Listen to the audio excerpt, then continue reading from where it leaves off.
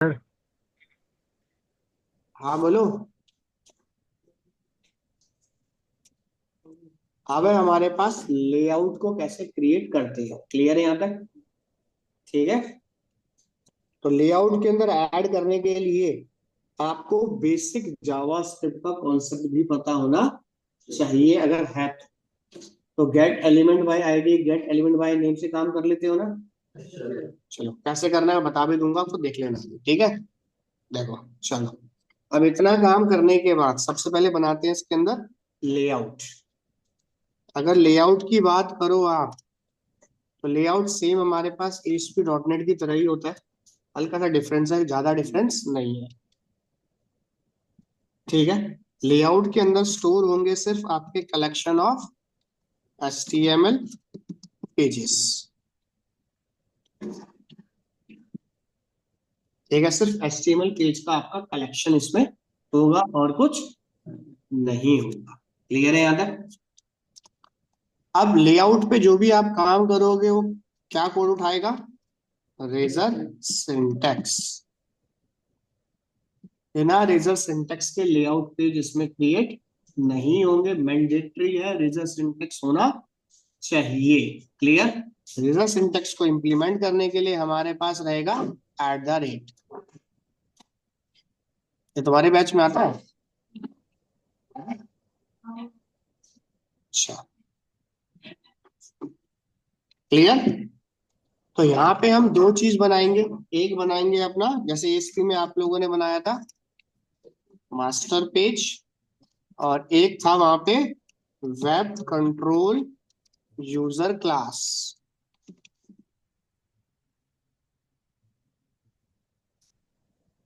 एक थी user web control user class. ठीक है। तो अगर हम इसे MVC की बात करें, तो MVC में मास्टर पेज को आप क्या कहोगे? लेआउट।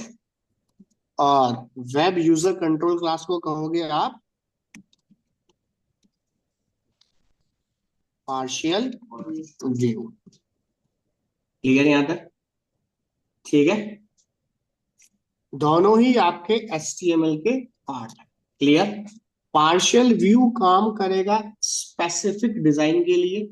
भाई 100 पेज का प्रोडक्ट बनने जा रहा है, 100 में से किसी 10 पेज पे आपको कोई पर्टिकुलर डिजाइन चाहिए। क्लियर यहाँ तक?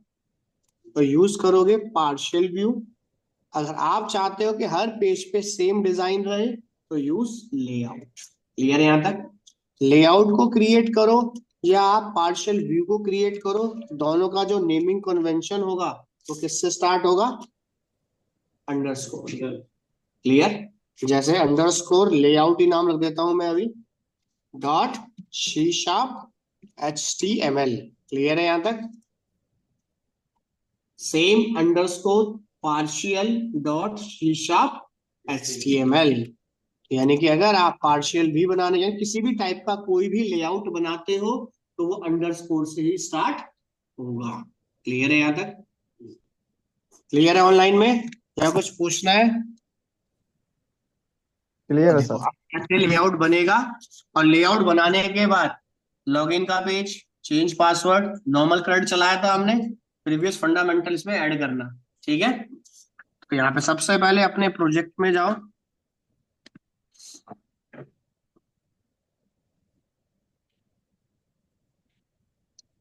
Create a new project.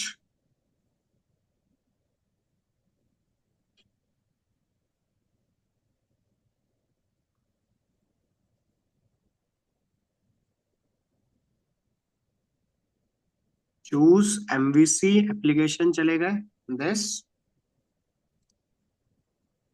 Next, जो भी एप्लीकेशन का नाम आप देना चाहो अपने अकॉर्डिंग दे देना। Then create. ठीक है। ऐड करते हैं क्रिएट।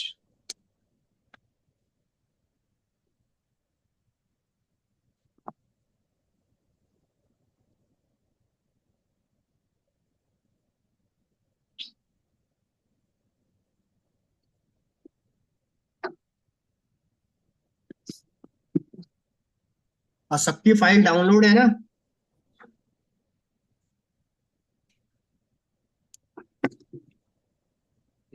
ठीक है। लेआउट बनाने के लिए आपको कोई कंट्रोलर स्टार्टिंग में या कोई मॉडल बनाने की जरूरत नहीं है। क्लियर? आप डायरेक्ट लेआउट बना सकते हो। लग रहे हैं यहाँ तक? तो लेआउट बनाने के लिए सबसे पहले आप जाओ, जितने भी लेआउट आप क्रिएट करोगे वो कहां पर होंगे? व्यू फोल्डर के अंदर। व्यू फोल्डर में आपको एक फोल्डर मिलेगा शेयर्ड के नाम से। अगर वो फोल्डर नहीं बना हुआ रखा तो मैन्युअली आप लोग बना सकते हो। क्लियर है यहाँ तक? तो हमने क्लिक करा व्यू, व्यू के अंदर shared folder. Clear? Shared folder के ऊपर राइट क्लिक करना, ऐड न्यू आइटम में जाना। शेयर्ड फोल्डर के ऊपर right click, add new item में जाना, चूज करना, यहाँ पे सर्च करना लेआउट। क्लियर यहाँ तक? तो यहाँ से हम ऐड करते हैं MVC5 लेआउट। क्लियर है यहाँ तक? जो भी इसका नाम आप रखना चाहते हो वो उसका नाम रख दो अंडरस्कोर के साथ, जैसे हमने रख दिया। क्या नाम रखें इसका? ई कॉम डाल देते हैं। क्लियर है तक? जो भी आपका प्रोजेक्ट को उसके हिसाब से आप नाम दे दो। Then add. क्लियर? अब मेरे पास यहाँ पे देखो एक ऑप्शन मिल रहा है रेंडर बॉडी। आपके ASP.NET में होता था content place holder. Clear? Master page के ऊपर कंटेंट प्लेस होल्डर, तो कंटेंट प्लेस होल्डर को यहाँ पे क्या कहता है? Render body. क्लियर यहाँ तक? अपने अकॉर्डिंग पहले आप कोई भी डिजाइन सेट कर लो। क्लियर? जैसे हमने देखो यहाँ दे देते हैं सिंपल एक डेव क्लास लगा दी हमने इसके ऊपर, कंटेनर या कंटेनर फ्रूट जो भी आप देना चाहते हो इसके अंदर दे दिया। और डिव तो बनी हुई है, इसको हटा दो। एक टेबल फॉर्मेट, टेबल में दे दिया हमने क्लास इक्वल्स टू टेबल, और टेबल का बॉर्डर दे देता हूँ साथ में। ठीक है? इसके अंदर एक बना दिया TR, TR के अंदर देते हैं हम यहाँ पे TD या TH, जो भी देना चाहो आप दे देना इसके अंदर। तो यहाँ पे दे दिया हमने सिंपल मैसेज आ जाए, और यहाँ दे दिया हमने यहाँ पे कंपनी का लोगो आ जाए।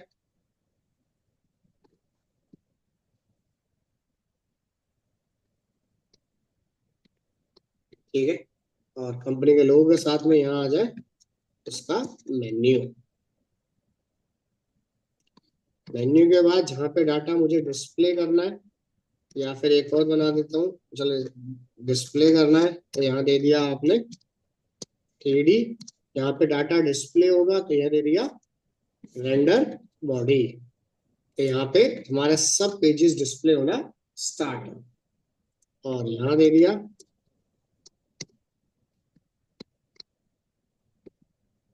कॉल स्पेंड टू, और इसमें भी दे देते हैं कॉल स्पेंड टू, और यहाँ पे भी सिंगल TD है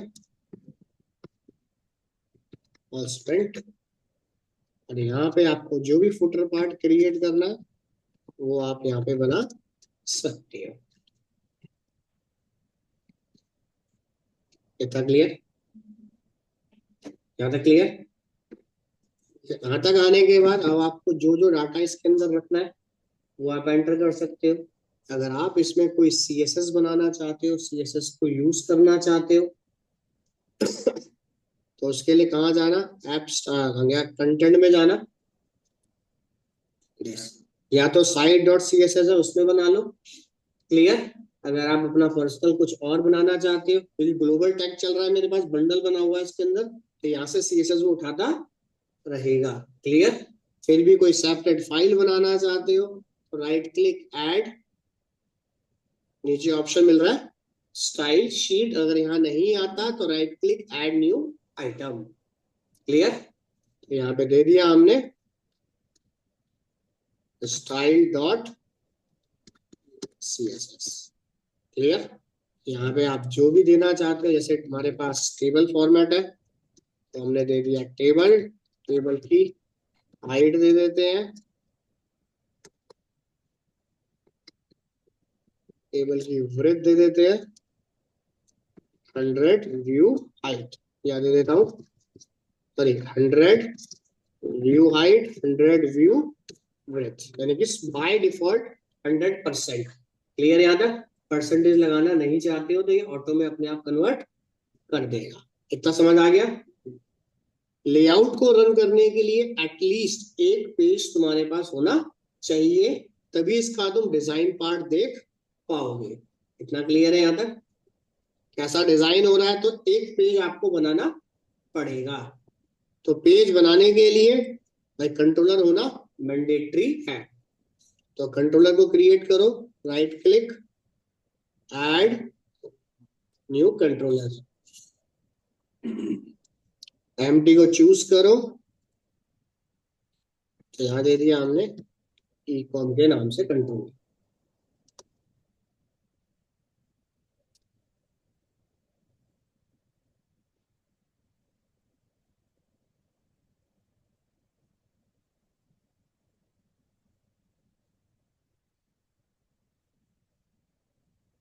ठीक है, इसका इंडेक्स का डिजाइन बनाते हैं।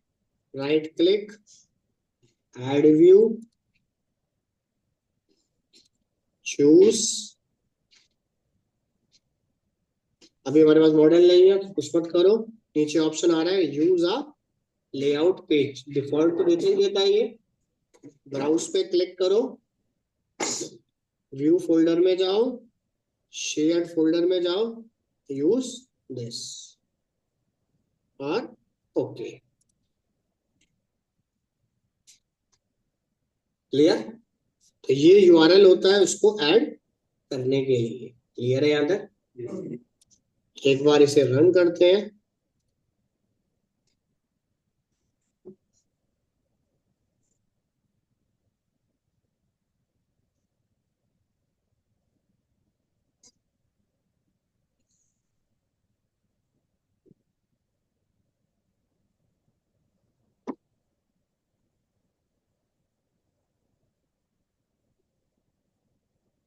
इतना समझ आ गया। क्लियर। तो अपने अकॉर्डिंग आप इसे क्रिएट कर सकते हो। चले आगे। या कुछ पूछना है इसमें ये बताओ पहले। अब जैसे मान लो यहाँ पे सबसे पहले हमने कुछ भी डाल दिया,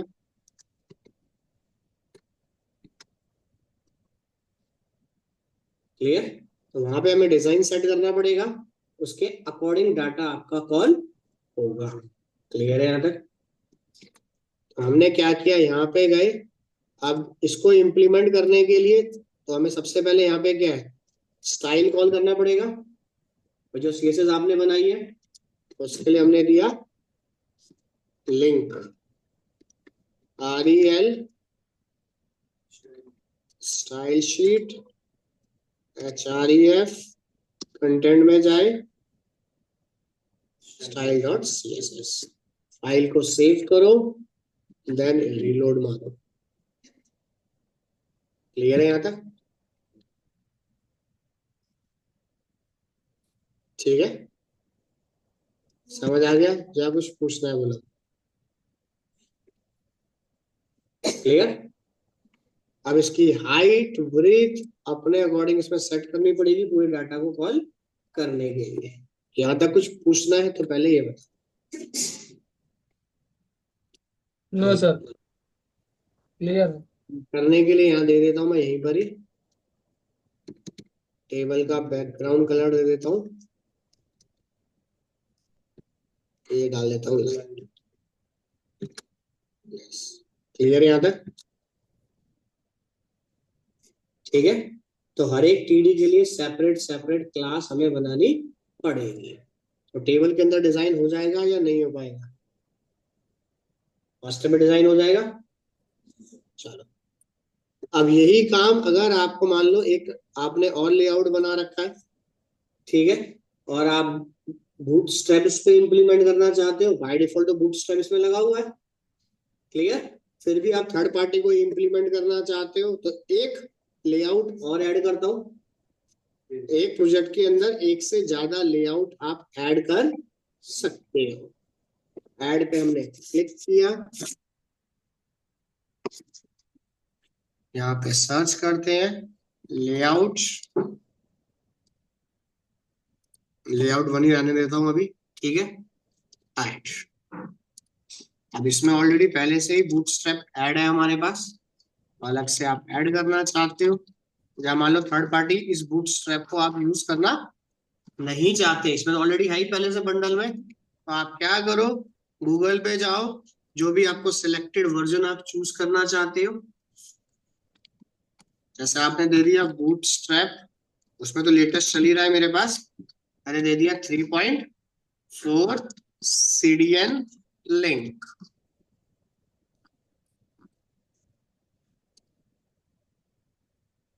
टाइप पे क्लिक करो और ये लिंक कर लो कॉपी। क्लियर, इन लिंक को जाओ यहाँ पे कर दो, समझ आ गया। उसके बाद जो भी फॉर्मेट आप इसमें दे रहे हो, जैसे मान लो मुझे इसमें मेन्यू बनाना है, तो अब इसमें जाओ गूगल पे, यहाँ दे दिया आपने ज्यादा सीधा दे दो, बूटस्ट्रैप नैपबार 3.4, सबके एग्जांपल्स आ गए हमारे पास, जैसे हमने पीछे किया था। जो भी आपको चाहिए फिक्स, नहीं तो गेट bootstrap.com पे जाके वहां से डाटा को कॉपी कर लेना अपनी रिक्वायरमेंट। क्लियर है यहाँ तक, और यहाँ कर दिया हमने, मेन्यू बाद में चेंज हो जाएगा, डिजाइन देख लो। कितना क्लियर है यहाँ तक। अब इसको भी अगर अपने कंट्रोलर पे, सेम कंट्रोलर पे भी देना चाहो कि एक कंट्रोलर के ऊपर आप अलग अलग हर पेज पे व्यू देना चाहते हो, तो आप दे सकते हो। आपने यहाँ पे एक और बना दिया public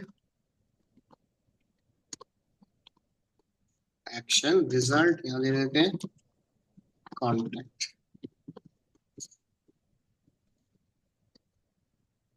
return view, right click, add view, choose, add करते हैं। अब देखो बाय डिफॉल्ट आ गया, चेंज करना है क्लिक करो, क्या अब हमें ये वाला चाहिए इसके ऊपर, लेआउट पेज 1।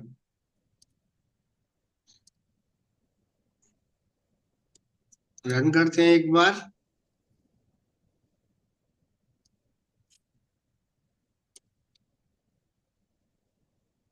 क्लियर याद है, डाटा ये कॉल हो गया, बट अब मेरे पास हाइड हो गया, तो डाटा ऊपर दिख रहा है कर्सर, तो एक प्रॉपर्टी इसमें कॉल कर दो, यहाँ पे जाओ, style equals to margin top कर दो, फिक्स कर देते हैं, थोड़ा सा और कर देते हैं 60। क्लियर, उसके बाद अब जो भी काम करना है इसमें आप काम कर सकते हो। समझ आ गया। लेआउट के ऊपर आप डिव सेक्शन लगा लो या टेबल सेक्शन लगा लो अपने रिक्वायरमेंट के बेस पे। समझ आ गया, या कुछ पूछना है। एक प्रोजेक्ट में आप मल्टीपल लेआउट बना सकते हो, जितने भी लेआउट आप बनाओगे सब शेयर्ड फोल्डर के अंदर रहेंगे, इसके बाहर नहीं होगा। क्लियर है यहाँ तक, क्लियर, ऑनलाइन में क्लियर, या कुछ पूछना है यहाँ तक, बन जाएगा सबका मास्टर पेज।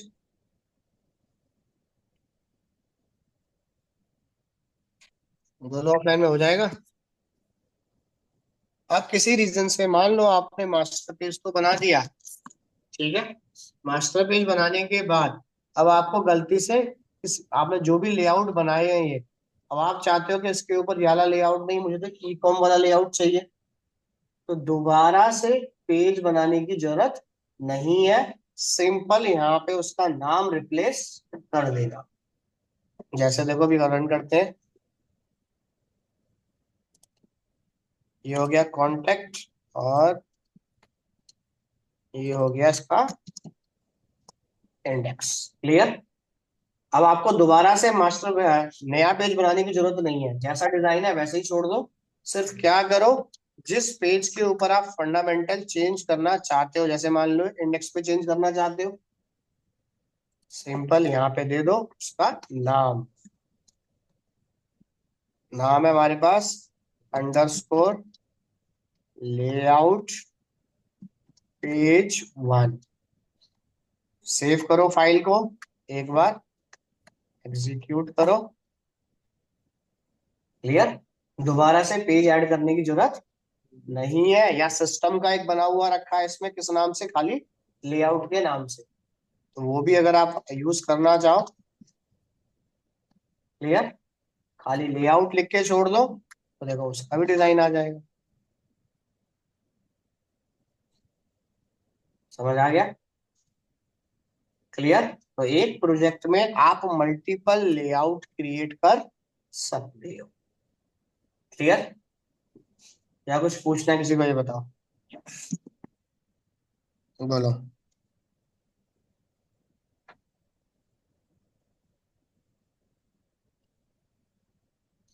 बन जाएगा लेआउट सबका। लेआउट बनाने के बाद हो जाएगा लेआउट सबका। ठीक है। तो यहाँ पे जो भी आप लिखना चाहते हो कनेक्टिविटी उसकी होती रहेगी। क्लियर है यहाँ तक।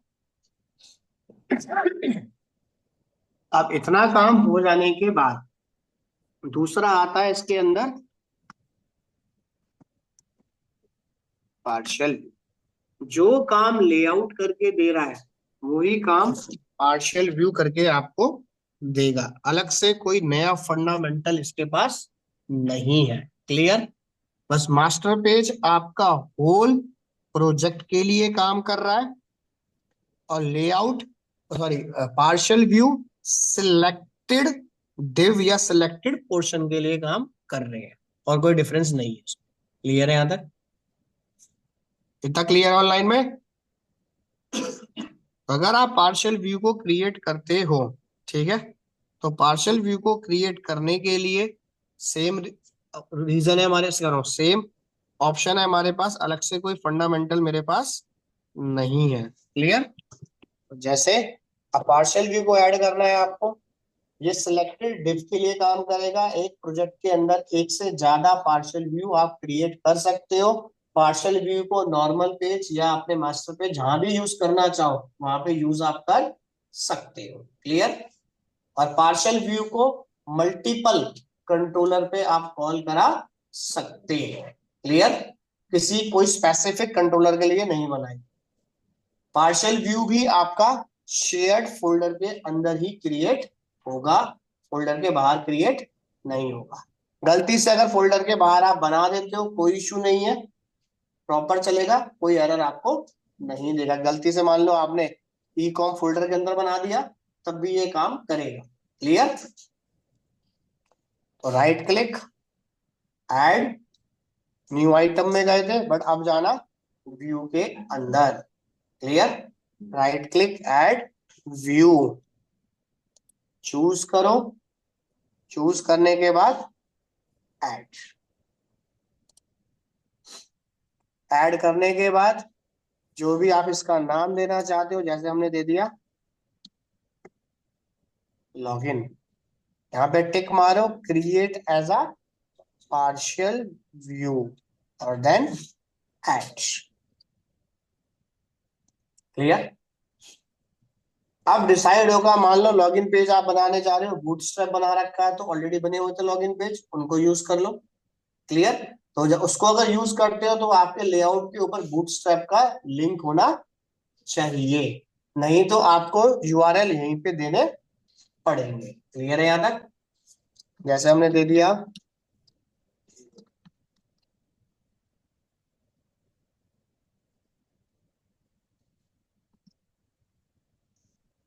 यहाँ, दे दिया नेम, नेम के बाद यहाँ दे देते हैं अभी @HTML डॉट, अभी मॉडल नहीं है इस पेज के ऊपर तो टेक्स्ट बॉक्स दे देते हैं खाली, फुल नेम।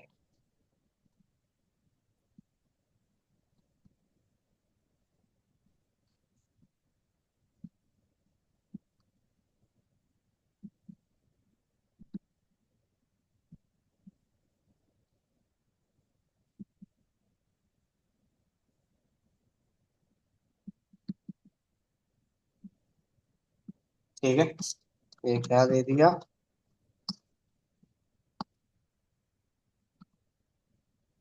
या सिंपल यहाँ दे दो, इसे दो इनपुट टाइप बटन।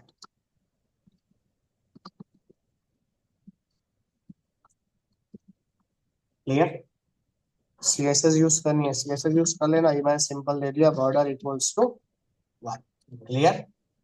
इसको अपने प्रोजेक्ट में यूज करना चाहते हो, अपने पेज में यूज करना चाहते हो, तो आप इसे किसी भी पेज के ऊपर इंप्लीमेंट करना है, सिंपल @ कीवर्ड लगाना, HTML डॉट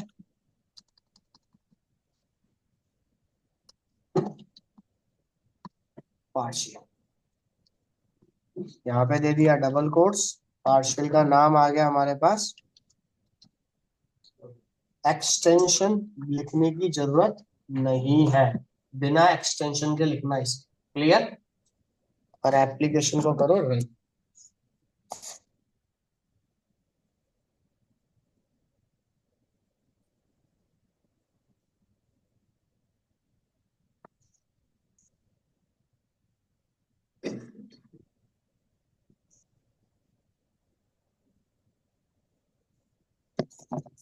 क्लियर यहाँ तक।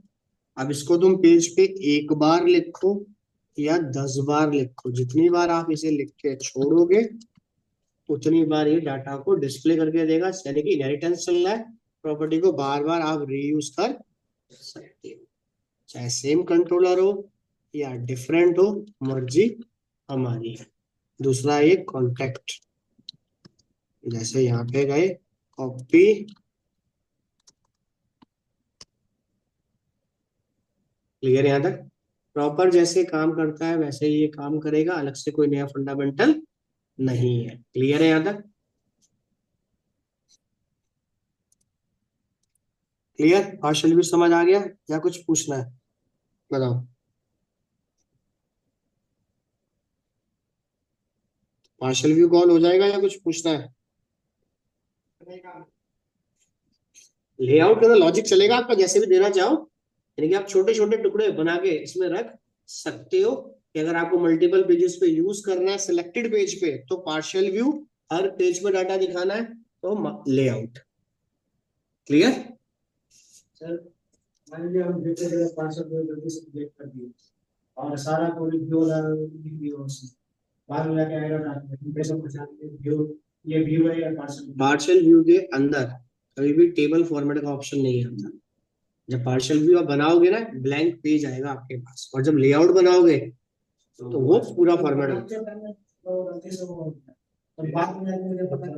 ऐसा कुछ नहीं, बाद में क्या पता करोगे उसमें। जैसे जैसे तुम अब इसके अंदर क्या देखो, लो एक मिनट, तुम यहाँ पे गए गलती से, मान लो तुम्हारा जो भी था, ठीक है, HTML डॉट, मैंने तो पार्शियल लिख दिया, अंडरस्कोर मैंने यहाँ पे दे दिया लेआउट, लेआउट ही नाम है ना, ठीक। क्लियर। भाई है तो दोनों HTML पेजेस ही, बस कॉल करने का तरीका अलग है, और कुछ नहीं है। अब एक बार काम करते हैं, उनको HR लगा देता हूँ। कौन सा पेज है, कॉन्टेक्ट।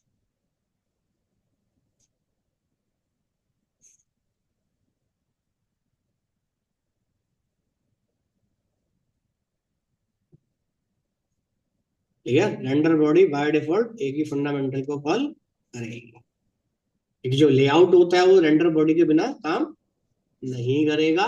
और किसी भी चाइल्ड पेजेस पे, चाहे वो .NET का हो, चाहे ASP का हो, चाहे MVC का हो, आप दोबारा से कंटेंट प्लेस होल्डर या रेंडर बॉडी नहीं बना सकते, बनेगा तो मेन पेज पे। क्लियर।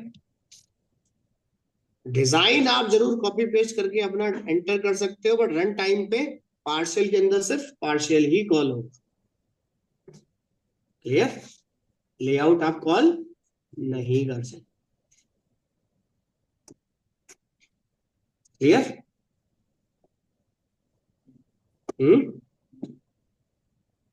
मुझे पहचानना था वो कैसा, जैसे व्यक्ति के नाम पार्सल व्यक्ति लगता है। अरे पहचान कैसे क्रिएट कर देगा, मैं बताता हूँ। लेआउट बनता है ऐड न्यू आइटम से, और पार्शियल बनता है व्यू से।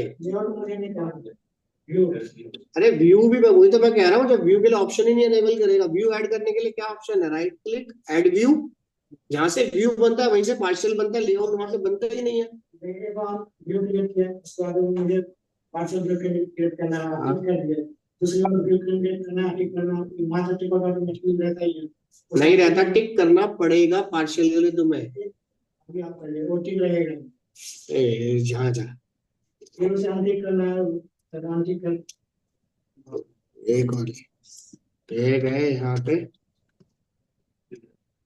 ये दे दिया कॉन्टेक्ट वन, ऐड व्यू पे जा, चूज कर यहाँ पे दिस। अब ये क्या है, जब फर्स्ट टाइम क्रिएट करोगे तब होगा ये टिक कंट्रोलर के ऊपर, ठीक है, फर्स्ट टाइम ये डिसेबल रहता है मेरे पास, अब इसे अनटिक देना पड़ेगा आपको बाय डिफॉल्ट, ये अनटिक करना भूल गया, क्रिएट हो गया, उसमें सारा कोड पूरा आंसर आ जाएगा, लेकिन अब करना क्या चाह रहा है उसमें, आंसर तो आ जाएगा उसमें, कि है तो व्यू ही वो भी एक तरीके से, बस वो मॉड्यूल का व्यू है छोटा सा। अब तुम इसको पहचानने के लिए सोच रहे हो क्रिएट करने का, मैं इसे कैसे पहचानूं, भाई टिक करोगे जब आप पार्शियल व्यू के ऊपर कभी भी लेआउट का डिजाइन नहीं आता, क्लियर, नॉर्मल पेज के ऊपर लेआउट का डिजाइन होता है प्लस पार्शियल व्यू का डिजाइन होता है। पार्शियल व्यू को आप नॉर्मल पेज पे डिक्लेयर कर सकते हो और लेआउट पे डिक्लेयर कर सकते हो। क्यों नहीं आएगा कोड भाई मेरे, कोड तो आएगा ही आएगा। मतलब व्यू बनाने का मतलब ये नहीं है कि पार्शियल व्यू आपने बना दिया तो इसके अंदर आप डाटाबेस का कोई छोटा मोटा कुछ भी काम नहीं कर सकते, काम कर सकते हो, क्लियर। पार्शियल व्यू आप तभी बनाओगे जब इसको आपको मल्टीपल पेज पे डिस्प्ले करना हो। पार्शियल व्यू बनाने के बाद इसको आप नॉर्मल व्यू पे डिस्प्ले कर सकते हो, लेआउट पे डिस्प्ले कर सकते हो, क्लियर। लेआउट को देखो, लेआउट को आप इस पे डिक्लेयर करोगे, एरर फेंक देगा, क्लियर, याद है, नॉर्मल पेज पे आप इनहेरिट कर सकते हो, क्लियर, याद है, अलग से कोई और उसमें प्रोसीजर नहीं है, ठीक है। और जब भी पार्शियल व्यू बनाओगे तो मास्टर पेज डिसेबल होना चाहिए, अगर गलती से लेआउट एनेबल है तो या तो लेआउट बनेगा या तो पार्शियल बनेगा, दोनों कंबाइन नहीं बनेंगे, क्लियर, या तो लेआउट बनेगा या तो पार्शियल, दोनों में से कोई एक एट अ टाइम क्रिएट होगा। गलती से अगर लेआउट बन जाता है तो मैं उसका डिजाइन चेंज कर सकता हूं, पर गलती से अगर आपका पार्शियल बनता है तो मैं डिजाइन चेंज नहीं कर सकता हूं, क्योंकि वो डिजाइन तो उठा ही नहीं ना, जब प्राइवेट डिजाइन उठाएगा ना पूरे का पूरा, क्लियर। तो इसलिए लेआउट के अंदर, पार्शियल के अंदर हम कोई डिजाइन क्रिएट नहीं करते, क्लियर, याद है, सिर्फ उसका कंटेंट कॉल करते हैं खाली बस, क्लियर। तो लेआउट बना के करोगे भाई, लेआउट तो पहले से मास्टर पेज में बना हुआ है ना, अंदर का मान लो फुटर पार्ट तुम्हें, अब जैसे मान लो एक बार तुमने बना दिया, देखो तो जैसे इसने भी बना के तुम्हें तो बना देता हूँ, यहाँ पे गए, एक और व्यू बना दिया this, अब या तो लेआउट देगा या तो पार्शियल, इसको अनटिक करूंगा, इसके बाद जाएगा तो पार्शियल नहीं बनाएगा, दोनों में से कोई एक। अब इसको दे दिया, आपको कुछ और फुटर में देना है तो आपने दे दिया यहाँ पे, जैसे अब ये जो पोर्शन क्रिएट कर रहे हो भाई, इस पोर्शन के लिए तो वहां पे सीएसएस तो आपकी कॉल हो ही रही है, ये सिर्फ यहाँ से उसका एलिमेंट पिक करेगा और कुछ पिक नहीं करेगा, क्लियर यहाँ तक। अब जैसे मान लो फॉर एग्जाम्पल इसी को ले लो, चलो लगी बना लो, यहाँ फुटर दे दिया तुमने, फुटर में दे दिया नेव, नेव में दे दिया @HTML dot action link, clear. सबसे पहले नाम दे दो, टेक्स्ट ये दे दिया होम, होम का एक्शन कहाँ पे बना हुआ है, इंडेक्स, कौन से कंट्रोलर पे आपने बना रखा है इसे, तो ऐसे ही अपने अकॉर्डिंग जितने आपको देने हैं उतने आप इसमें क्रिएट कर, क्लियर, याद है। अब ऐसा नहीं है कि आप यहाँ पे काम कर रहे हो तो सिर्फ स्टैटिक हो, आप अपने अकॉर्डिंग कोई लॉजिकल पार्ट भी बनाना चाहो तो वो भी आप बना सकते हो। तो लॉजिक कैसे बनाना है वो बता देता हूँ, इसमें रुको। इसको यूज करना है आपको, क्लियर। अब इसको अपने पेज पे तो यूज कर सकते हो। अब मान लो गलती से मुझे उसे लेआउट के ऊपर डिक्लेयर करना है, मैं लेआउट के ऊपर बनाना भूल गया फुटर पार्ट, और लेआउट पे क्या बना रखा है हमने, खाली फुटर बैनर बना हुआ है। यहाँ पे कॉल करना है तो मैंने यहाँ पे यूज करा @html.partial। यहाँ पे कॉल करा, अंडरस्कोर किस नाम से बनाया हमने, अंडरस्कोर लगाना भूल गया, चलो कोई नहीं, व्यू। क्लियर यहाँ तक। अब एक बार रन करते हैं। लेआउट 1 किस पे बना हुआ है, इस पे भी नहीं है। लॉग इन कॉन्टेक्ट, चलो कॉन्टेक्ट पेज को रन करते हैं, इस पे लेआउट 1 है हमारे पास।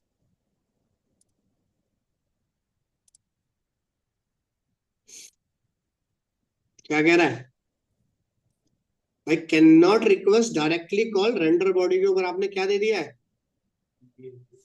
शेड बन रहा है इसके ऊपर। मैंने एक बार क्या किया, अपने लेआउट पे गया, पहले तो हमारा कमेंट, क्लियर, एग्जीक्यूट करा। बेस और कहाँ पे कॉल कर रखा है इसे हमने, कहीं और भी कॉल है। हम्म, इसको यहाँ से हटाओ, ठीक है, क्लियर। अब मास्टर पेज पे से इंप्लीमेंट करने के लिए पहले तो मैंने दिया इसका रेजर सिंटेक्स, आ गया। बट कह रहा है अगर आप मास्टर पेज पे इसको यूज कर रहे हो तो मैं आपको दो ऑप्शन दिखा रहा हूँ बार बार। @ देखो HTML डॉट, जैसे ही लिखता हूँ पार्शियल, तो क्या आ रहा है, render the specific partial view. Clear. आप जब भी गूगल पे सर्च करोगे तो आपको रेंडर पार्शियल व्यू दिखाएगा, क्लियर। या तो ऐसे आपने कई बार ऑनलाइन देखा होगा, नहीं तो आपको इस तरीके से, इसमें आ नहीं रहा मेरे पास ऑप्शन, यहाँ पे इस तरीके से पार्शियल भी आप ले सकते हो, क्लियर है यहाँ तक। बट लेआउट आपसे ये कहता है कि अगर आपको पार्शियल व्यू ही बनाना पड़ रहा है तो मेरी जरूरत आपको नहीं है, क्लियर। पार्शियल व्यू आप तभी क्रिएट करना जब स्पेसिफिक पेज के ऊपर कंटेंट कॉल करना हो, अदरवाइज नहीं। तो पहले पार्शियल बनाऊंगा, फिर मैं इसको मास्टर पेज पे रखूंगा, तो कॉन्सेप्ट तो वही हुआ, क्लियर याद है। चलिए आगे। अब पार्शियल व्यू के अंदर कोई लॉजिक बनाना चाहते हो, फॉर एग्जांपल हम इसके पास ही गए, क्लियर। देखो इसको मैं आ गया इस पे, चल एक मिनट रुको, लॉगिन वाले पे आ गया, जैसे ये है, क्लियर यहाँ तक। अब मुझे क्या करना है, देखो मैं एक और बना देता हूँ, रुको। यहाँ पे गए, एक पार्शियल व्यू और आपने बना दिया,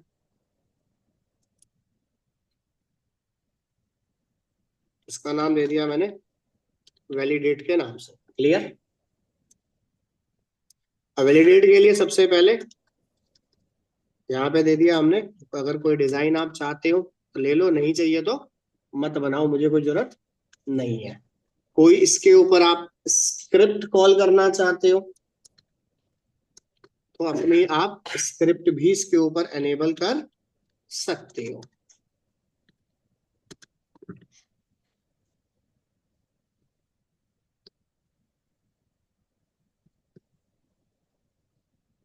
यहाँ पे जो भी आप देना चाहो, ठीक है। बॉडी टैग मेरा ऑलरेडी वहां पे बना हुआ है पहले से ही, कॉल करूंगा सीधा मैंने दे दिया इनपुट टाइप, यहाँ दे दिया, सबमिट दे देता हूँ, सबमिट, और यहाँ दे दिया वैल्यू क्लिक। फॉर्म टैग बना हुआ है तो ऑन सबमिट आप लगा सकते हो, क्लियर, नहीं तो ऑन क्लिक आप कॉल कर सकते हो। यहाँ दे दिया आपने, क्लियर। एक बार अपने इस पेज पे से कॉल करते हैं, तो ये गए हम कॉन्टेक्ट पेज पे,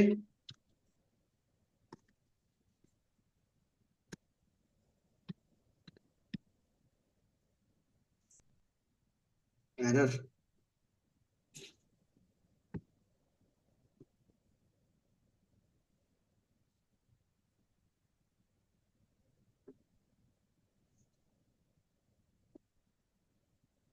क्लियर, समझ आ गया?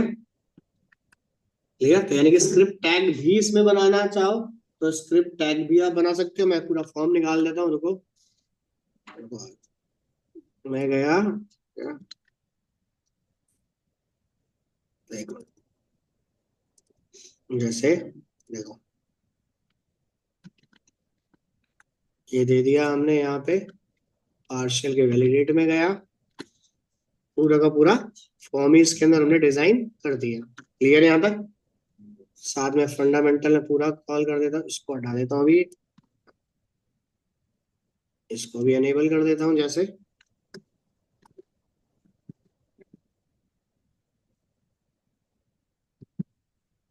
क्लियर, रन करते हैं एप्लीकेशन को एक बार, क्लिक करा, यस। यानी कि पूरा का पूरा डाटा अगर आप इसमें वैलिडेट कराना चाहो तो वो भी आप करा सकते हो अपना। क्लियर यहाँ तक? इसके ऊपर मॉडल को यूज करना है, ऊपर टॉप पे लिख देना @ स्मॉल में मॉडल स्पेस अपने फाइल का पूरा पाथ, कि कौन सा मॉडल आप एक्सेस करना चाहते हो। जब मॉडल पेज पे आ गया तो वहां पे आपका @HTML एडिट फॉर आ जाएगा आपके पास। क्लियर है यहाँ पे? क्लियर, यानी कि अगर आप इनके लेआउट पे काम करना चाहते हो, मैं आपको फिर बोलूंगा अपना जावा स्क्रिप्ट का पोर्शन रीड कर लो। क्लियर, जावास्क्रिप्ट के अंदर आप चाहे गेट एलिमेंट बाय आईडी को यूज करो, गेट एलिमेंट बाय नेम को यूज करो, गेट एलिमेंट बाय क्वेरी को यूज करो, gate element by query all को यूज करो, या फिर डॉक्यूमेंट के फॉर्म टैग को यूज करो। डायरेक्ट फंडामेंटल ब्राउजर, ब्राउजर के ऊपर फॉर्म, फॉर्म के ऊपर कौन सी फील्ड है, फील्ड में कौन सी वैल्यू है। तो ये तीसरा तरीका है, इसको आप यूज कर सकते हो। इसके अंदर आपको आईडी या फिर नेम देने की जरूरत नहीं है। जैसे ये फॉर्म डॉक्यूमेंट गया ब्राउजर पे, ब्राउजर में क्या है, फॉर्म, फॉर्म के अंदर कौन सा कंटेंट उठा लिया, फोन। क्लियर है यहाँ तक? ठीक है, तो आप ऐसे उठा लो। चाहे गेट, अगर ये यूज करना नहीं चाह रहे तो सीधा एलिमेंट बाय आईडी, खत्म। क्लियर है यहाँ तक? तो चेक करता हूं यहाँ पे लिख के एक बार, क्या मैं @HTML dot text box, model तो है नहीं अभी, तो यहाँ पे दे दिया मैंने इसके अंदर,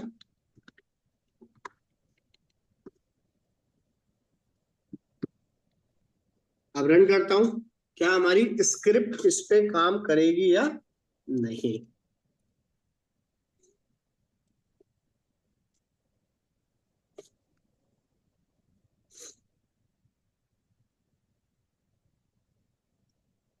समझ आ गया? स्क्रिप्ट में फंडामेंटल में कोई चेंजेस नहीं होंगे। समझ आ गया? बस आपको ध्यान देना है कि आईडी और नेम क्या बना रहे हो, बस। क्लियर?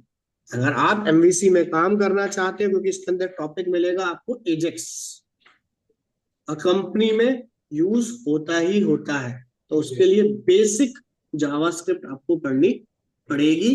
और कंपनी में दूसरा ऑप्शन मिलेगा एपीआई को कंज्यूम करने के लिए, तो वो मैंडेटरी करते हैं कि पहला प्रेफरेंस किसका हो, जावास्क्रिप्ट की मदद से ही आप इसे कंज्यूम करो, क्योंकि लाइट वेट आपका रहेगा।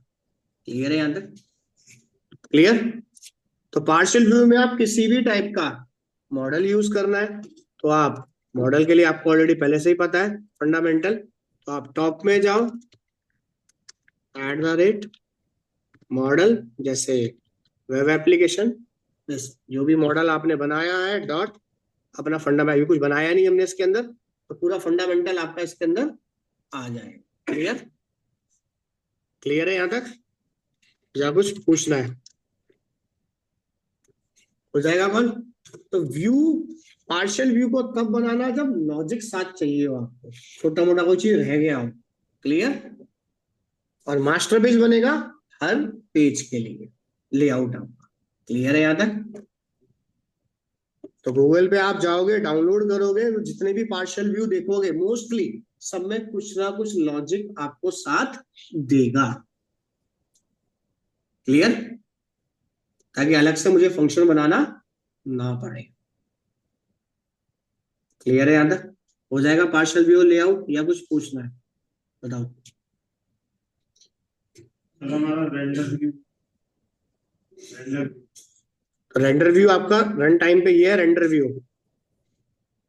ये जो पोजीशन आ रही है ना, ये रेंडर व्यू पोजीशन है आपके पास कि पूरा प्रोग्राम लोड हो चुका है, अब इसमें कोई चेंजेस नहीं होंगे, डाटा का कोई कॉपी पेस्ट भी कर लेता है तो ये रेंडर पोजीशन है इसकी। सर हमारा डिफरेंस क्या होगा पास और रेंडर? देखो रन टाइम में रेंडर कोई भी कंटेंट हो आपका, वेब एप्लीकेशन जब एग्जीक्यूट होगी तो ये इसकी रेंडर पोजीशन होती है कि फाइनल स्टेज पे मैं आ चुका हूं, अब आपको जो लिखना है लिखो, डाटा चेंज नहीं होगा।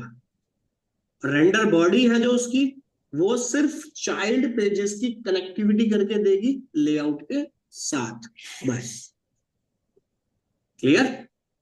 और कुछ नहीं करेगा, ना ही कोई वो लॉजिक बनाएगा, ना ही कोई डिजाइन देगा आपको, सिर्फ चाइल्ड पेज को कनेक्ट करेगा अपने लेआउट के साथ के तुम्हें इस पर्टिकुलर लोकेशन में डाटा को डिस्प्ले करना है, बस। जैसे एसपी में कंटेंट प्लेस होल्डर था, उसका काम क्या था? सिर्फ चाइल्ड पेज को कनेक्ट करना, लॉजिक से उसे कोई लेना देना नहीं है। क्लियर? तो वो काम करके देगा आपको ये रेंडर बॉडी के अंदर। क्लियर? हो जाएगा? यहां तक बन जाएगा मास्टर पेज और लेआउट? बोलो। हम्म।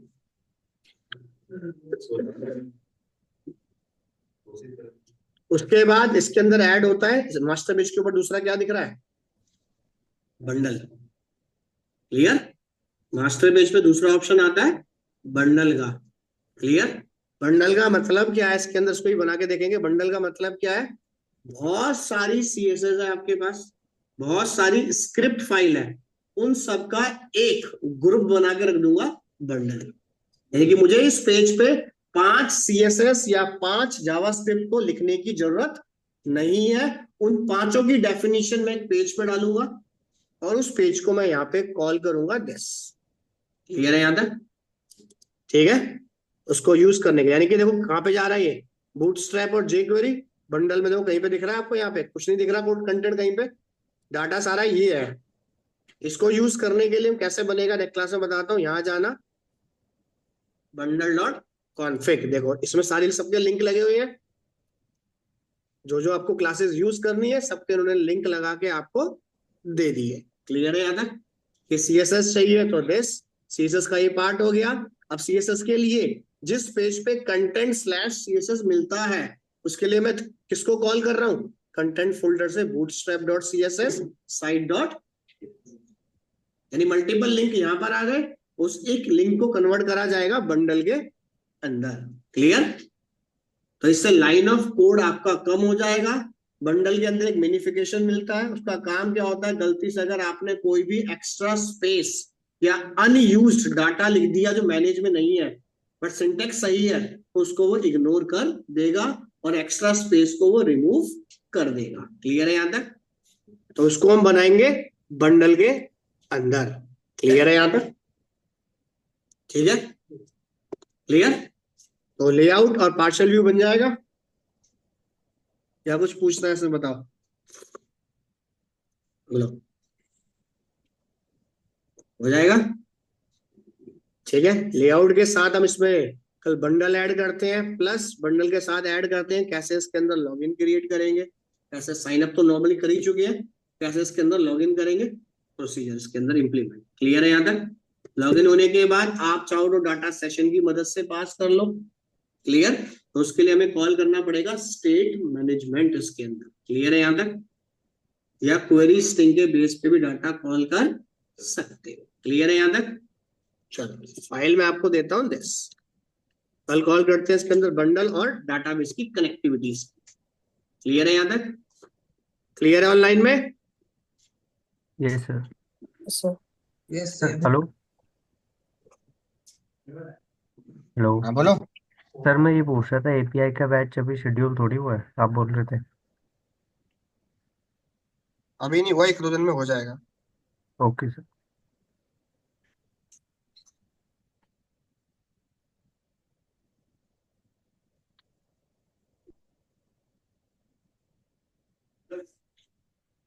बोलो बोलो।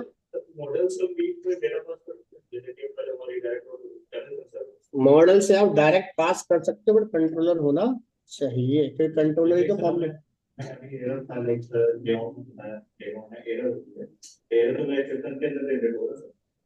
एक्सेप्शन का लिखोगे।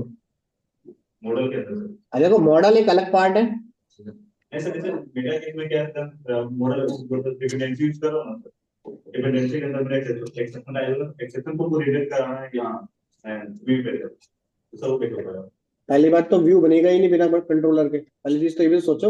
ऐसा पूरा बना हुआ है, सारा पूरा बना हुआ है तो बिना उसके डाटा पास नहीं होता। उसके लिए अगर आपको करना है ना, मैं उसके लिए क्लास बताता हूँ, ग्लोबल क्लास चले जाना। एक्सेप्शन के लिए ग्लोबल क्लास बना लो अलग से, वो कॉल करेगी आपके पास। जैसे वैलिडेशन है, इसके लिए भी ग्लोबल क्लास होती है, कस्टम कस्टम फिल्टर होंगे, उनको यूज करो तब चलेगा डिपेंडेंसी के अंदर। सर ऐसा भी कर एक्सेप्शन मतलब हम नया क्लास में कॉल करते हैं सर, तो नया कंट्रोलर है हमें मॉस्ट वेंडर वाला बात तो वही पड़ गई ना, कंट्रोलर तो आ ही गया ना, कंट्रोलर आया है वही तो कम्युनिकेट करा रहा है। बिना मॉडल को रिटर्न कराए बिना आप ऊपर नेम स्पेस दे सकते हो, काम नहीं करेगा वो, एरर फेंकना स्टार्ट करेगा वो आपके पास। मैंडेटरी है वो तो।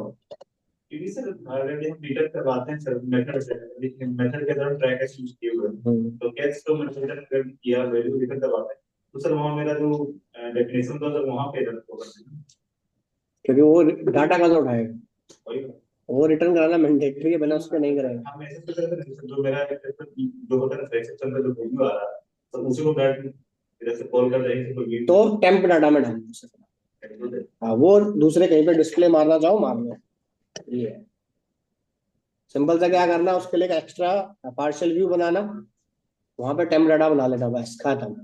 जहां जहां तुम्हें कॉल करना है उसे कॉल करना स्टार्ट करो। तो वहां पे आपको व्यू बैक को लिखने की जरूरत ही नहीं है, सीधा उसको कॉल करना, अपना मैसेज डालना, कॉल हो गया। व्यू बैक नहीं कर, टेम्प डाटा। ठीक है, उस फंडामेंटल को आप यूज करें। अगर डिपेंडेंसी ऐड कर रहे हो तो अपने कंस्ट्रक्टर के साथ करना उसमें। बिना डिपेंडेंसी के लिए, बिना कंस्ट्रक्टर नहीं बने प्राइवेट उसके अंदर, तो डिपेंडेंसी नहीं चलती है, तो वो उसमें ऐड कर लेना डिपेंडेंसी के लिए। ठीक है।